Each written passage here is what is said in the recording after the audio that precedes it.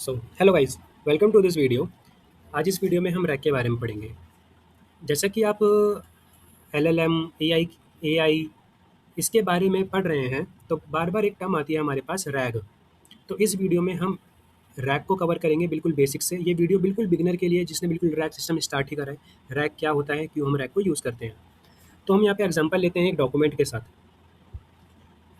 Suppose मेरे पास एक 500 page की पीडीएफ है। अब मैं जो मेरे सिंपल एलएलएम है, लाइक ओपन एआई है या फिर क्लाउड है, अगर मैं 500 पेज की पीडीएफ को वहाँ पे स्टोर करूँ, वहाँ पे क्वेश्चन मतलब जो क्वेश्चन वो है वो पूछूँगा उस पीडीएफ से रिलेटेड, तो सेम काम हमारा वो चीज़ भी करेगा, लाइक क्लाउड भी करेगा, ओपन एआई भी करेगा। बट हमें रैक सिस्टम करने का फ़ायदा ये होता है कि जब बार-बार मैं उससे क्वेश्चन अराइज़ करूँगा, तो हर बार वो जो 500 पेज की पीडीएफ है उसको प्रोसेस करेगा, हर बार प्रोसेस करेगा और फिर मुझको उसमें से आंसर निकाल के देगा, जिससे एक तो वो मेरा टाइम बढ़ जाएगा और दूसरा मुझे मेरी कॉस्टिंग है टोकन की वो बहुत ज़्यादा बढ़ जाएगी। तो उसको ओवरकम करने के लिए यहाँ पे हम रैक को यूज़ करते हैं।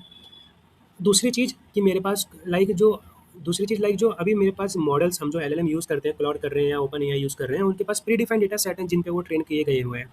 और मेरे पास कोई एक ऐसा डॉक्यूमेंट है जो मेरा पर्सनल डॉक्यूमेंट है या मेरी कोई कंपनी का ऐसा डॉक्यूमेंट है जिस पे मैं अपने कुछ क्वेश्चन एराइज़ करना चाहता हूँ, उसके लिए मेरा रैक जो सिस्टम है, वो भी उसके लिए बहुत अच्छा है। तो यहाँ पे हम एक डॉक्यूमेंट का एग्जांपल लेते हैं। मेरे पास यहाँ पे 4 फाइल्स हैं, expenses policy, leave policy, onboarding guide and remote work policy. तो मैं ये चाहता हूँ कि जो मेरे 4 टेक्स्ट हैं, जो मेरी 4 फाइल्स हैं, मैं एक रैक क्रिएट करूँ और जो भी मेरा क्वेश्चन हो इनसे रिलेटेड वो मुझे आंसर मिल जाए और एक बहुत ही जल्दी और एक बहुत मिनिमम कॉस्ट पे। तो इसलिए हम यहाँ पे इसका रैक का सिस्टम यूज़ करते हैं। तो बेसिकली रैक क्या होता है? रैक एक प्रोसेस है। अब प्रोसेस स्टार्ट कैसे होता है? सबसे पहले पिक्चर में आया मेरे पास डॉक्यूमेंट, मेरा 500 पेज की वो पीडीएफ, मेरे पास एक पीडीएफ थी 500 पेज की। तो सबसे पहले सिस्टम में क्या होगा, चंकिंग होगी। मैं सबसे पहले 500 पेज की पीडीएफ को चंक करूँगा मतलब उनको छोटे-छोटे पार्ट्स में डिवाइड कर दूँगा। मैंने उसके 10 चंक्स बना दिए।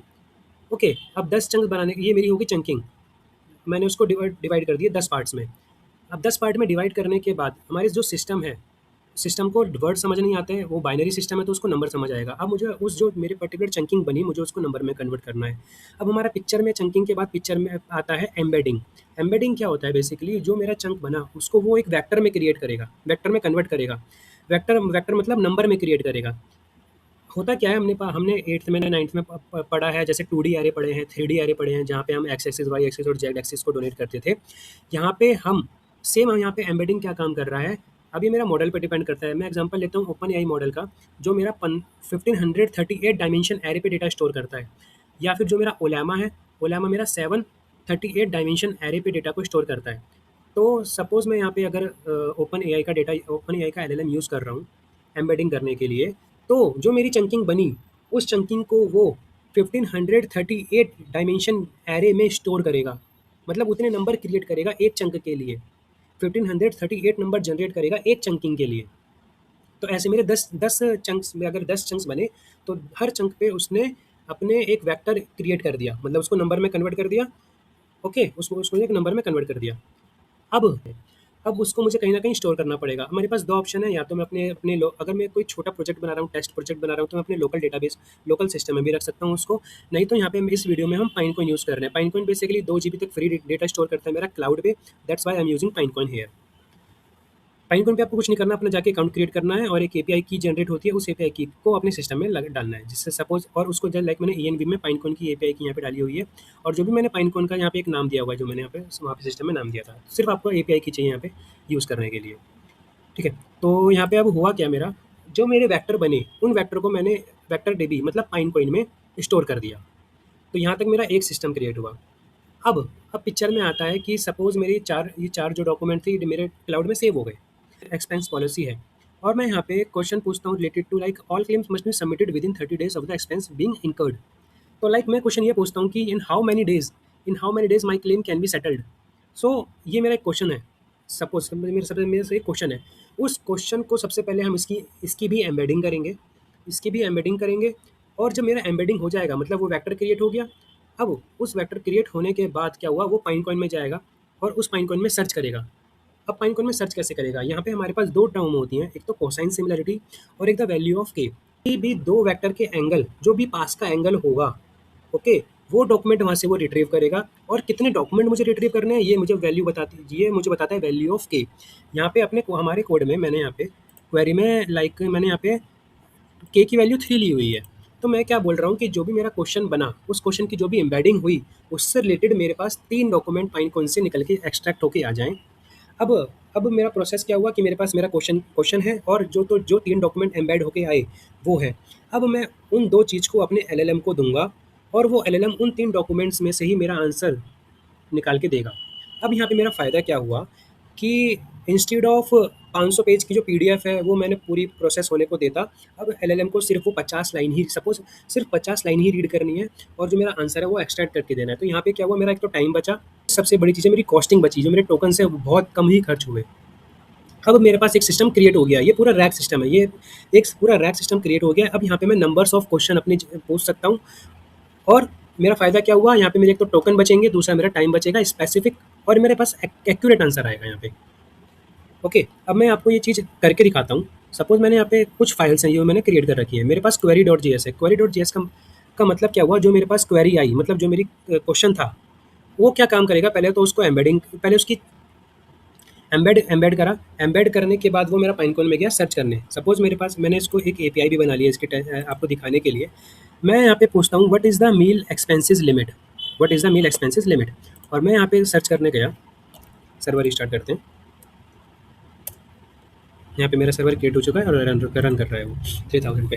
अब मैंने यहाँ पे क्वेश्चन पूछा कि what is the meal expenses limit. तो अब ये क्या काम करेगा, वो जो 4 डॉक्यूमेंट थे, उनमें से मेरा आंसर निकाल के इसने ये दिया कि meal expenses duration business travel reimburse up to 1500 rupees per day. और ये सोर्स मेरा कहाँ से आया, एक्सपेंसेस पॉलिसी में से आया। यहाँ पे मैंने टोकन को भी कंसोल करा दिया कि मेरे कितने टोकन खर्च हुए हैं। यहाँ पे 299 टोकन खर्च हुए और ये किस डॉक्यूमेंट में से रिट्रीव हुआ। यहाँ पे देखो आपको 3 डॉक्यूमेंट दिखेंगे, क्यों, क्योंकि मैंने यहाँ के के की वैल्यू 3 डिफाइन करी थी। अब टेस्ट केसेस बनाने के लिए आप यहाँ पे 5 भी डाल सकते हो, 10 डॉक्यूमेंट को भी रिट्रीव कर सकते हो। जितने ज़्यादा डॉक्यूमेंट रिट्रीव करेंगे उतना एक्यूरेट आंसर हमारे पास निकल के आएगा।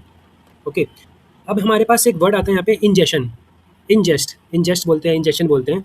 तो इंजेस्ट प्रोसेस क्या होता है, बिफोर क्वेरी, हमारे क्वेश्चन पूछने से पहले क्या हुआ, मेरे पास डॉक्यूमेंट आया, उसने उसकी चंकिंग करी, चंकिंग के बाद उसको एम्बेड करा, मतलब वेक्टर क्रिएट करे और उस वेक्टर को सिर्फ डेटाबेस में स्टोर करा।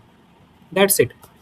अब जब मेरे पास क्वेश्चन आया, फिर अगेन उसकी एम्बेडिंग हुई और उस एम्बेडिंग होने पे जो वेक्टर क्रिएट हुआ, वो वेक्टर मेरा पाइनकोइन में गया और पाइनकोइन में जाके उसने उसके सिमिलर जितने भी डॉक्यूमेंट थे उसको रिट्रीव करके लाया। मैं आपको पाइनकोइन भी दिखाता हूँ कैसे मेरा यहाँ पे डेटा सेव हो रहा है।